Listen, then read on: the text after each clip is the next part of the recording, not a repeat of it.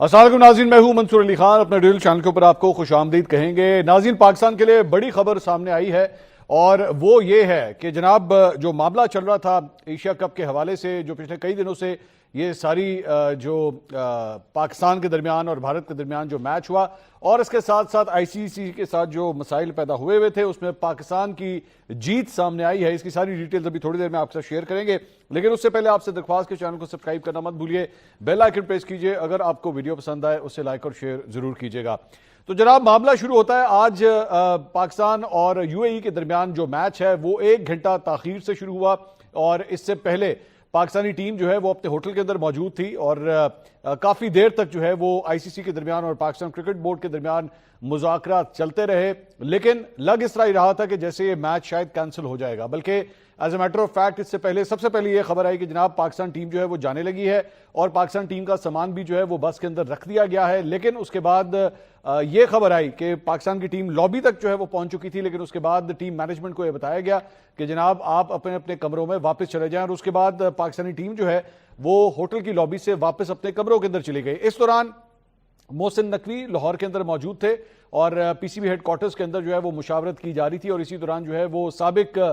PCB chairman Najam Sethi और रमीज राजा को भी जो है वो पीसीबी के हेडक्वार्टर्स में बुला लिया गया और इसी दौरान वो वीडियो लिंक के जरिए आईसीसी के साथ भी राब्ते के अंदर थे। आईसीसी का हंगामी इजलास बोर्ड का बुलाया गया जिसके अंदर तमाम ममालिक के जो रिप्रेजेंटेटिव्स थे वो भी ऑन बोर्ड थे और इतलात ये है कि आईसीसी पहले ये समझ रहा था कि शायद ये जो बाइकआउट करने की या एशिया कप से निकलने की जो मुहिम है या जो पाकिस्तान का ऐलान है, शायद ये सिर्फ सरासर एक धमकी है। लेकिन पाकिस्तान जो है अपने मौकफ के ऊपर कायम रहा और पाकिस्तान ने यह कहा कि जनाब जब तक एंडी पाइक्राफ्ट जो हैं वो माफी नहीं मांगेंगे, जिनका ताल्लुक जिम्बाब्वे से है, जब तक वो माफी नहीं मांगेंगे या फिर उन्हें अगर वो माफी नहीं मांगते तो उन्हें पाकिस्तान के मैचेस से हटा दिया जाए, तब तक पाकिस्तान ये मैच नहीं खेलेगा। ज़हन में रखिएगा ये पिछले 24 से 48 घंटे के अंदर इतवार से ये शुरू होने वाली ये जो कंट्रोवर्सी है ये यहां तक जारी रही, लेकिन कोई भी फैसला नहीं हो पा रहा था और अल्टीमेटली उसके बाद अब ये खबर आई है कि एंडी पाइक्राफ्ट को जो है वो बल्कि वो दुबई के स्टेडियम भी पहुंच चुके थे, वहां से उन्हें आईसीसी के बताया जाता है कि हेडक्वार्टर्स में बुलाया गया और एंडी पाइक्राफ्ट ने जो है वो बाकायदा तौर पे पाकिस्तान के कप्तान और पाकिस्तान के मैनेजर से जो है वो माफी मांगी है। पीसीबी की जानिब से बाकायदा तौर पे इसका ऐलान किया गया कि एंडी पाइक्राफ्ट जो कि मैच रेफरी हैं उन्होंने पाकिस्तान के मैनेजर और कप्तान से माफी मांगने का मतलब है कि उन्होंने पाकिस्तान से माफी मांगी है। तो पाकिस्तान ने जो अपना एक पॉइंट ऑफ व्यू रखा हुआ था वो यही था कि जनाब जब तक ये माफी नहीं मांगी जाएगी पाकिस्तान ये मैचेस नहीं खेलेगा और मेरे ख्याल में पाकिस्तान ने बड़ा जबरदस्त अपना किरदार अदा किया कि एंड तक इस मामले के ऊपर जो है वो डटा रहा। मेरे ख्याल में इससे ज्यादा ये बात सिर्फ और सिर्फ आईसीसी या एंडी पाइक्राफ्ट के हवाले से नहीं थी, बल्कि ये भारत के मुंह के ऊपर भी एक बहुत बड़ी चपेट है, जिन्होंने ये पूरी साजिश रची और पूरी तरह कोशिश की गई कि पाकिस्तान को बदनाम किया जाए, पाकिस्तान की इंसल्ट करने की जो है वो कोशिश की जाए और बकरा इसके अंदर जो है वो एंडी पाइक्राफ्ट को बनाया गया और साथ ही साथ भारतीय क्रिकेट बोर्ड की भरपूर कोशिश थी, जिसका पूरा इन्फ्लुएंस इस वक्त आईसीसी के ऊपर है कि ये मामला जो है वो ज्यादा खराब हो जाए। बल्कि मेरे ख्याल में अगर पाकिस्तान इस एशिया कप का बाइकआउट कर देता तो ये पाकिस्तान के खिलाफ ये बात जानी थी और इसको जो है फिर इस्तेमाल किया जाना था। भारत तो वैसे ही ये चाहता था कि पाकिस्तान इस मुकाबले का हिस्सा ना रहे, पाकिस्तान हार के बाहर चला जाए, पाकिस्तान जो है वो अगली ग्रुप स्टेजेस में हार जाए, वो और बात थी, लेकिन वैसे ही वो चाहते थे कि ये ना हो। बल्कि अभी भी एक कंट्रोवर्सी मैं आपको अभी भी बता दूं कि एशिया कप के हवाले से वो अभी भी जारी है और वो ये है कि अगर फॉर एग्जांपल अगर फाइनल के अंदर जो है वो पाकिस्तान एशिया कप का फाइनल जीतने में कामयाब, भारत अगर एशिया कप का फाइनल जीतने में कामयाब होता है तो ये कंट्रोवर्सी भी इंडियन मीडिया जो है वो ऑलरेडी रिपोर्ट कर रहा है कि शायद इंडियन टीम या इंडियन कप्तान जो है वो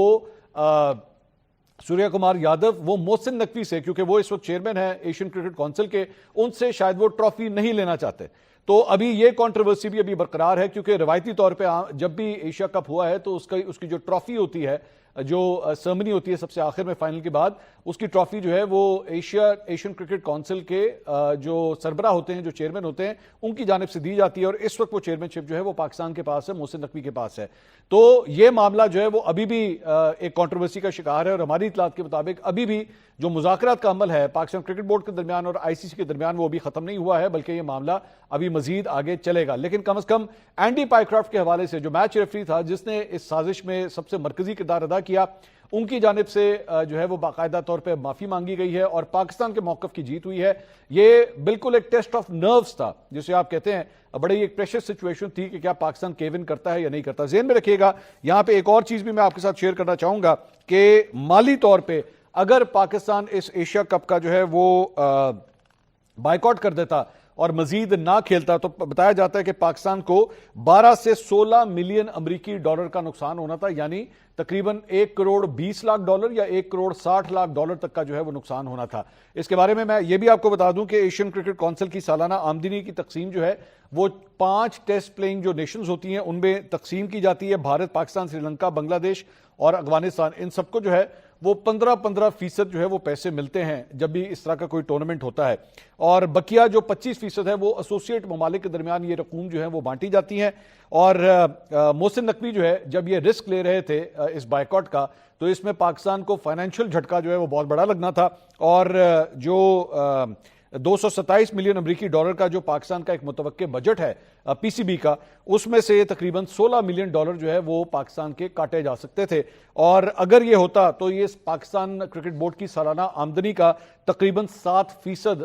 جو ہے وہ بنتا ہے۔ تو 7% اگر کسی بجٹ کا کٹ لگ جائے تو ایک بہت بڑی اماؤنٹ ہوتی ہے۔ تو پاکستان کے لیے یہ بھی بڑا ایک امپورٹنٹ فیز تھا کہ آخر اسے بھی کس طرح بچایا جائے۔ ایک اور جو میرے خیال میں ایک اچھی پولیٹیکل موو کی گئی محسن نقوی کی جانب سے وہ یہ تھی کہ اپنے جو 2 سابق چیئرمین تھے یعنی کہ رمیز راجہ اور نجم سیٹھی، ان کو بھی بلایا گیا، اور ظاہری بات ہے ایک جو ہے وہ سابق کپتان بھی ہیں رمیز راجہ اور نجم سیٹھی نے جو ہے 2 ادوار گزارے ہیں بطور پی سی بی چیئرمین، تو ان کی بھی نالج اور ایکسپیرینس جو ہے وہ کافی ہے۔ ان کو بھی محسن نقوی نے اس سارے معاملے کے اندر آن بورڈ لیا اور ان سے بھی اس سلسلے میں جو ہے وہ رائے لی گئی کہ جناب وہ اس سلسلے میں کیا سوچتے ہیں۔ سو میرے خیال میں اینڈ آف دا ڈے سب سے بڑی بات یہ ہے کہ پاکستان کی جو ہے وہ جیت ہوئی ہے، پاکستان کے موقف کی جیت ہوئی ہے۔ پاکستان نے یہ ڈیمانڈ کیا تھا اور اس طرح پاکستان جو ہے وہ سرخرو ہوا ہے جب انہوں نے یہ کہا کہ جناب اس ریفری کو ہر صورت اپنے کیے کے اوپر معافی مانگنی پڑے گی، کیونکہ یہ انپریسیڈنٹڈ ہے، ایسی کوئی حرکت کی نہیں جا سکتی کہ آپ جا کے جو ہے وہ ایک ٹیم کے کپتان کو کہیں کہ جناب ہینڈ شیک نہیں ہوگا، اور یہ ایکچولی تو آپ کو اپوزٹ کام کرنا چاہیے۔ میچ ریفری کا اس وقت یہ کام ہوتا کہ اگر انڈین کرکٹ بورڈ کی جانب سے یا انڈین کپتان کی جانب سے کہا جاتا کہ جناب میں ہاتھ نہیں ملاؤں گا، تو ریفری کو تو وہاں پہ یہ کردار ادا کرنا چاہیے تھا کہ انڈین کرکٹ بورڈ کو یا انڈین کپتان کو یہ کہتا کہ نہیں، آپ کو معافی آپ کو ہاتھ ملانا پڑے گا، آپ کو ہینڈ شیک کرنا پڑے گا، لیکن اس نے الٹا کام کیا اور اس نے یہ بتایا نہیں۔ اب یہ بتایا گیا ہے کہ جو اس نے معافی مانگی ہے اس کے اندر اس نے یہ بھی کہا ہے کہ جناب یہ مس کمیونیکیشن ہو گئی تھی اور میں اس بارے میں جو ہے وہ صحیح طرح کمیونیکیٹ نہیں کر سکا، جبکہ ایکچولی وہاں پہ سلمان علی آغا کو جب یہ ساری باتیں کی جا رہی تھی اور وہ اس کی سلمان علی آغا سے پہلی اس کی ملاقات ہوئی تو مائک ان کے ہاتھ میں تھا، تو اس کا مائک بھی بند کروایا گیا، یہ پائیکرافٹ کی جانب سے جو ہے اس کا مائک بند کروایا گیا تاکہ وہ ان کو یہ انسٹرکشن دے سکے کہ جناب آپ نے ہینڈ شیک جو ہے وہ نہیں کرنا۔ اور ویزیبلی اس ٹاس کے اوپر جو ہے وہ سلمان علی آغا کافی اریٹیٹڈ دکھائی دے رہے تھے کہ یہ کیا حرکت کی ہے اس نے، مطلب یہ کیا بات اس نے کی ہے، لیکن آبویسلی سیلف ریسپیکٹ کی وجہ سے جو ہے انہوں نے اس وقت اس مائک کے اوپر کوئی بات نہیں کی۔ میری نظر میں اس دن جب یہ سب کچھ ہوا تھا تو پوسٹ میچ پریس کانفرنس کے اندر سلمان علی آغا کو بھی جا کے مائک کے اوپر بتا دینا چاہیے تھا کہ جناب آج یہ ہوا ہے ہمارے ساتھ یہاں پہ، لیکن اس وقت سلمان علی آغا نے جو ہے وہ یا پوری پاکستان کرکٹ ٹیم مینجمنٹ نے یہ فیصلہ کیا کہ سلمان علی آغا جو ہے اس پوسٹ میچ جو سیرمنی تھی اس کے اندر وہ جائیں گے نہیں، تو اس وقت پاکستان نے اپنا پہلا بائیکاٹ ایکچولی اس وقت کیا تھا۔ تو اچھی بات ہے پاکستان کی جو ہے وہ موقف کی جیت ہوئی ہے اور یہ فیصلہ ہوا ہے کہ اس طرح جو ہے وہ معاملہ تب مزید نہیں چلیں گے۔ اس کے بعد باقاعدہ طور پہ جو پاکستانی ٹیم کے مینیجر ہیں نوید صاحب، ان سے یہ باقاعدہ طور پہ اب معذرت بھی کر دی گئی ہے۔ اس کے علاوہ آج ایک اور ڈیولپمنٹ جو ہے وہ ہوئی جس میں پاکستان اور بھارت جو ہے وہ آمنے سامنے آئے، اور وہ تھی ورلڈ ایتھلیٹکس چیمپئن شپ جس کا کوالیفائنگ راؤنڈ تھا جیولن تھرو کا۔ یہ وہی گیم ہے جس میں پاکستان کے جو ارشد ندیم ہیں جو اولمپک گولڈ میڈلسٹ ہیں وہ آج اپیئر ہو رہے تھے۔ 2 گروپس بنے ہوئے تھے، گروپ اے اور گروپ بی۔ ارشد ندیم جو ہیں وہ گروپ بی کے اندر تھے اور ان کا مقابلہ وہاں پہ 2 بھارتی جیولن تھروز کے ساتھ بھی تھا، اور 3 تھروز ہوتی ہیں کوالیفائنگ راؤنڈ کے اندر۔ آج یہ کوالیفائنگ راؤنڈ کھیلا گیا تھا، اس میں 3 تھروز ہوتی ہیں کسی بھی ایتھلیٹ کے پاس۔ تو پہلی 2 جو تھرو اور جو منیمم جو ریکوائرمنٹ تھی وہ تقریباً 84 میٹر کے آس پاس آپ کو جو ہے وہ تھرو کرنی تھی۔ تو پہلی جو 2 تھروز ارشد ندیم کی جانب سے کی گئیں وہ ایک کوئی 76 اور 74 میٹر کے آس پاس جو ہے وہ پھینکی گئی، جو کہ کوالیفائنگ لمٹ سے بہت دور تھا. لیکن جو تیسری تھرو کی گئی ارشد ندیم کی جانب سے وہ 85.28 میٹر کی تھی، اور اس کے ذریعے جو ہے انہوں نے ڈائریکٹلی کوالیفائی کر لیا. اور انٹرسٹنگ بات یہ ہے کہ جو دوسرا گروپ تھا نیرج چوپڑا، انہوں نے بھی کوالیفائی کیا ہے، وہ بھی فائنل سٹیجز کے اندر چلے گئے ہیں. فائنل سٹیجز جو ہے وہ آج مطلب 24 گھنٹے کے اندر اس کی فائنل سٹیج جو ہے وہ آنے جا رہی ہے. 24.85 میٹر کی تھرو جو ہے نیرج چوپڑا نے کی، تھوڑی سی ارشد ندیم کی تھرو سے ایکچولی کم تھی، لیکن ان کی پہلی تھرو ہی جو ہے وہ 84 میٹر کی تھی، اور انہوں نے پہلے ہی اپنی تھرو میں کوالیفائی کر لیا تھا. ارشد نے تیسرے تھرو پہ جا کے فائنل کے لیے کوالیفائی کیا. اب دوبارہ انڈیا اور پاکستان جو ہے وہ آمنے سامنے ہوں گے، اور دعا کیجئے کہ ارشد جو ہے وہ اس میں سرخرو ہوں. اس کے علاوہ ایک خبر جو ہے وہ آئی ہے جناب مدینہ منورہ کے حوالے سے، اور وہاں پہ جو ہے وہ رپورٹ یہ کیا جا رہا ہے، ایک سوشل میڈیا کے اوپر ویب سائٹ ہے انسائیڈ حرمین، ان کے اکاؤنٹ سے جو ہے یہ تفصیلات شیئر کی گئی ہیں. اور وہ یہ ہے کہ جناب پہلا اس کا ایکچولی ٹویٹ جو ہے وہ 12 ستمبر کو کیا گیا تھا، اور اس میں یہ لکھا ہوا ہے جی we are aware of an incident that occurred near Masjid al-Nabawi at approximately 5:43 yesterday morning, during which a loud bang was heard and some visuals were captured. We kindly urge everyone to refrain from speculation and wait for verified information from official sources when it becomes available. تو یہ basically آج سے چند دن پہلے یہ footage جو ہے وہ سامنے آئی تھی، جس میں مدینہ المنورہ کی مسجد کے پاس جو ہے ہوا کے اندر ایک دھماکہ دیکھا گیا تھا. تو پہلے یہ سسپیکٹ کیا جا رہا تھا کہ ہوتی جو باغی ہیں ان کی جانب سے کوئی میزائل جو ہے وہ پھینکا گیا ہے اور شاید اسے انٹرسیپٹ کیا گیا ہے. تو اب اس کی مزید تفصیلات بھی جو ہے وہ سامنے آ گئی ہیں. اسی اکاؤنٹ سے جو ہے ایک دوسرا ٹویٹ کیا گیا ہے، اور اس میں بتایا گیا ہے کہ a source told inside the Haramain that an unauthorized drone was intercepted and shot down at approximately 5:40 AM last Thursday in the holy city of Medina and the case is closed. تو ایک drone جو ہے وہ بھیجا گیا ہے، اور اس drone کو وہاں پہ تباہ کیا گیا ہے. اب یہ ڈرون کیوں آیا تھا؟ یہ سرویلنس کی وجہ سے آیا، سرویلنس کرنے آیا تھا، جاسوسی کرنے آیا تھا، یا یہ خدا نخواستہ کوئی حملہ کرنے آیا تھا؟ لیکن اسے 12 ستمبر کو جو ہے وہ بتایا گیا ہے کہ اسے تباہ کر دیا گیا تھا ہوا کے اندر ہی. اب اور یہ کہاں سے آیا تھا ڈرون، اس کی بھی ابھی ڈیٹیل جو ہے مزید شیئر نہیں ہوئی، لیکن مدینہ منورہ کے اندر جو ہے وہ یہ واقعہ وہاں پہ پیش آیا ہے. اس کے علاوہ سعودی عرب کی جہاں پہ بات ہو رہی ہے، تو سعودی ولی عہد شہزادہ محمد بن سلمان کی دعوت کے اوپر وزیر اعظم شہباز شریف جو ہے وہ سعودی عرب کے سرکاری دورے کے اوپر جو ہے اسلام آباد سے ریاض پہنچ چکے ہیں. اور جب وہ اپنا یہ ہوائی سفر کر رہے تھے تو اس دوران سعودی فضائی حدود میں جو F-15 لڑاکا طیارے ہیں سعودی ایئر فورس کے، ان کی جانب سے جو ہے وہ پاکستانی پرائم منسٹر کو جو ہے وہ ایک پورا پروٹوکول دیا گیا، اور انہیں جو ہے وہ ساتھ اس پروٹوکول کے اندر جو ہے وہ سعودی فضائی حدود کے اندر جو ہے وہ ساتھ ساتھ لے جا کے ان کے جہاز کو لینڈ کروایا گیا. اور اس کی فوٹیج بھی جو ہے وہ پاکستانی پرائم منسٹر ہاؤس کی جانب سے جو ہے وہ جاری کی گئی ہے، اور اس کے اندر پرائم منسٹر شہباز شریف کو دیکھا جا سکتا ہے کہ وہ سعودی پائلٹس کا جو ہے وہ شکریہ ادا کر رہے ہیں اور ان کے سلام کا جواب بھی دے رہے ہیں. اس موقع کے اوپر جو ہے نائب وزیر اعظم اور وزیر خارجہ اسحاق ڈار، وزیر دفاع خواجہ آصف، وزیر خزانہ محمد اورنگزیب، وزیر اطلاعات اور نشریات عطا اللہ تارڑ، وفاقی وزیر ماحولیات مصدق ملک اور معاون خصوصی طارق فاطمی بھی وزیر اعظم کے ساتھ اس موقع کے اوپر موجود تھے. یہ بڑا ہی ایک ہائی پروفائل وزٹ ہے اور سرکاری وزٹ ہے، اور یہ بڑا انپریسیڈنٹڈ ہے کہ کسی پاکستانی پرائم منسٹر کو جو ہے وہ ایسا ویلکم دیا جائے. اس سے پہلے بھی پاکستانی وزراء اعظم جو ہیں وہ مختلف دورے کر چکے ہیں، لیکن یہ ایک بڑا ہی انپریسیڈنٹڈ پروٹوکول تھا جو سعودی حکومت کی جانب سے جو ہے وہ پاکستانی وزیر اعظم کو دیا گیا ہے. اس کے علاوہ جناب علیمہ خان صاحبہ نے آج ایک پریس کانفرنس کی ہے، اور موجودہ سیاسی صورتحال کے اوپر انہوں نے کچھ تبصرہ کیا ہے. انہوں نے کہا جی عاصم منیر کو عمران خان نے پیغام بھیجا ہے کہ ہمارے ساتھ جیل میں جو کچھ ہو رہا ہے وہ اس لیے کر رہے ہیں کہ تاکہ میں ٹوٹ جاؤں. بشرا بی بی اور میں قید تنہائی میں ہیں، ہم یزیدیت اور فرعونیت کے آگے نہیں جھکیں گے. جنرل یحییٰ نے فوج کا کندھا استعمال کیا تھا، اس نے ظلم کا نظام شروع کیا تھا اور پھر ملک ٹوٹ گیا تھا. عاصم منیر آپ سمجھ رہے ہیں کہ فوج کا کندھا استعمال کر کے 10 سال اقتدار میں رہیں گے، چوروں کو حکومت دے دی، ججز کو کنٹرول کر لیا، میڈیا کو کنٹرول کر لیا. افغانستان کے حوالے سے پیغام دے رہا ہوں کہ عاصم منیر جب سے آیا ہے یہ افغانیوں کی تذلیل کر رہا ہے، بم مار رہے ہیں تاکہ باہر کی دنیا کو بتا سکیں کہ ہم اینٹی طالبان ہے، دہشت گردی کے خلاف میں لڑ سکتا ہوں. علیمہ خان صاحبہ نے کہا کہ جی میں عمران خان صاحب کو کوٹ کرتے ہوئے انہوں نے کہا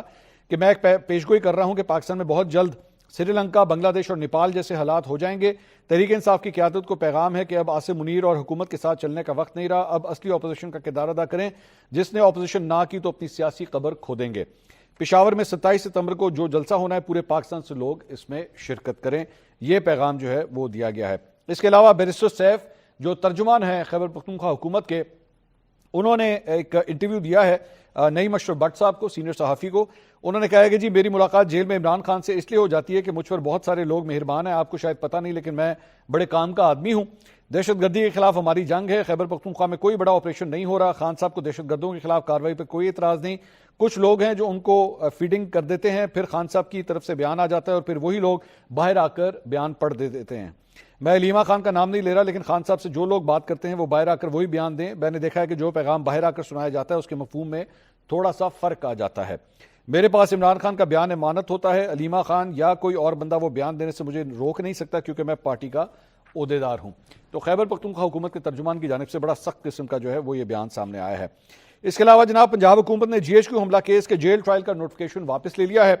ذرائع کے مطابق جی ایچ کیو حملہ کیس اور 9 مئی مقدمات کا ٹرائل اب اڈیالہ جیل کے بجائے انسداد دہشت گردی عدالت راولپنڈی میں ہی ہوگا اور عمران خان کو ضرورت کے مطابق ویڈیو لنک کے اوپر جو ہے وہ پیش کیا جائے گا. اور ذرائع کے مطابق جی ایچ کیو حملہ کیس اور دیگر مقدمات کے باقی ملزمان اے ٹی سی راولپنڈی میں پیش ہوں گے. اور انسداد دہشت گردی عدالت راولپنڈی کے باہر میڈیا سے گفتگو کرتے ہوئے عمران خان کے وکیل فیصل ملک نے کہا کہ آج 9 مئی کے 12 مقدمات کی سماعت تھی. جی ایچ کیو حملہ کیس سمیت دیگر مقدمات کی سماعت 1 اکتوبر تک ملتوی ہوگی. ان کے وکیل نے کہا کہ جی ایچ کیو حملہ کیس میں عدالت نے بتایا کہ ایک نوٹیفیکیشن آ رہا ہے. ہمیں بتایا گیا ہے کہ جی ایچ کیو حملہ کیس جیل سے دوبارہ اے ٹی سی راولپنڈی میں آ رہا ہے. اس کے علاوہ جناب وزیر اعلیٰ کے پی علی امین گنڈاپور کے خلاف شراب اور اسلحہ برآمدگی کیس کی سماعت جوڈیشل مجسٹریٹ مبشر حسن چشتی نے کی.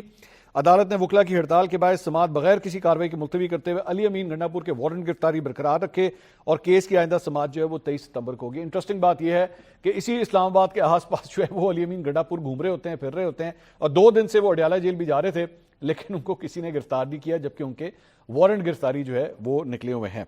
اس کے علاوہ اسلام آباد ہائی کورٹ کی جانب سے جسٹس طارق محمود جہانگیری کو جوڈیشل ورک سے روکنے کے عدالتی حکم کے خلاف اسلام آباد بار کونسل کی کال پر جزوی ہڑتال کی گئی. اور دوسری جانب وکلا نے چیف جسٹس اسلام آباد ہائی کورٹ سرفراز ڈوگر کے خلاف سپریم جوڈیشل کونسل میں ریفرنس دائر کرنے کا بھی اعلان کیا ہے. بدھ کو وکلا کی ہڑتال کے باعث چیف جسٹس کی کاز لسٹ منسوخ ہو گئی جبکہ عدالت کی دیگر بینچز کی کارروائی بھی متاثر ہوئی. جسٹس سمن رفت امتیاز عدالت نہیں پہنچ سکی جبکہ جسٹس بابر ستار اور جسٹس سردار اعجاز اسحاق پر مشتمل ڈویژن بینچ کی کارروائی بھی شروع نہیں ہو سکی ہے. اس کے علاوہ جسٹس طارق محمود جہانگیری کو کام سے روکنے کے حکم میں ایک نیا موڑ بھی سامنے آیا ہے. چیف جسٹس اسلام آباد ہائی کورٹ کی کل کی سماعت کی آڈیو ویڈیو ریکارڈنگ حصول کی درخواست جو ہے وہ دائر کی گئی ہے کہ پتہ لگے کہ ایکچولی یہ آرڈر جو ہے وہ پاس کس طرح ہوا ہے.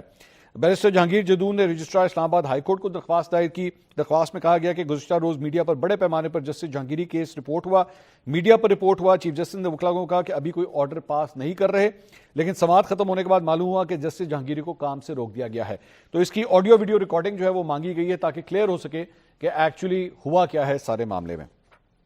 اس کے علاوہ جناب خیبر پختونخوا کے اضلاع بنو اور کرک میں دہشت گردوں کے حملے ناکام بنا دیے گئے. پولیس نے جوابی کارروائی میں 3 دہشت گردوں کو ہلاک اور 4 کو زخمی کر دیا. دہشت گرد لاشوں اور زخمیوں سمیت فرار ہو گئے. بنو میں دہشت گردوں نے پہلے مریان تھانے اور پھر مزنگ چوکی کو نشانہ بنایا، تاہم پولیس نے دلیری اور حکمت عملی سے دونوں حملے جو ہیں وہ پسپا کر دیے. اس کے علاوہ مشرق وسطیٰ ایک بار پھر جنگ کی دہلیز پر آ گیا ہے اور اسرائیلی جنگی جنون ختم ہونے کا نام نہیں لے رہا. گزشتہ رات یمن کے ساحلی شہر الحدیدہ پہ اسرائیل نے دوبارہ مہلک فضائی حملہ کیا اور جس سے متاثرہ علاقے میں خوفناک آگ بھڑک اٹھی. جوابی کارروائی میں حوثیوں نے اسرائیل پر بیلسٹک میزائل جو ہیں وہ داغے ہیں. عرب میڈیا رپورٹس کے مطابق اسرائیلی فضائیہ نے الحدیدہ بندرگاہ کو نشانہ بناتے ہوئے 12 بمباری حملے کیے جو لگ بھگ 10 منٹ تک جاری رہے اور یہ حملے بندرگاہ کے ان 3 اہم ڈاکس پر کیے گئے جو گزشتہ حملوں کے بعد بحال کیے گئے تھے. اس کے علاوہ اسرائیلی فوج نے، ہم نے پچھلے ویلاگ میں بھی آپ کے ساتھ شیئر کیا تھا کہ غزہ شہر میں جو ہے وہ اب زمینی کارروائیاں انہوں نے شروع کر دی ہیں اور یہ غزہ کا وہ علاقہ ہے جہاں منگل کے روز سے اسرائیلی فوج کی جانب سے مسلسل اور شدید بمباری کی جا رہی ہے. غزہ شہر پر اسرائیلی فوج کی اس کارروائی کا مقصد یہ ہے کہ وہ پٹی کے سب سے بڑے شہر پر مکمل کنٹرول حاصل کریں جس سے وہ حماس کا آخری گڑھ سمجھتے ہیں. اور اسرائیلی فوج دستے اب شہر کی سرحدوں پر بھی آ گئے ہیں اور غزہ پر قبضہ کرنے کا اسرائیل کا طویل عرصے سے ایک منصوبہ تھا جس پر اب باقاعدہ اس وقت عمل کیا جا رہا ہے. تو یہ جناب اب تک کی اپڈیٹس تھی. اگلی ویڈیو میں آپ سے دوبارہ ملاقات ہوگی. اللہ حافظ.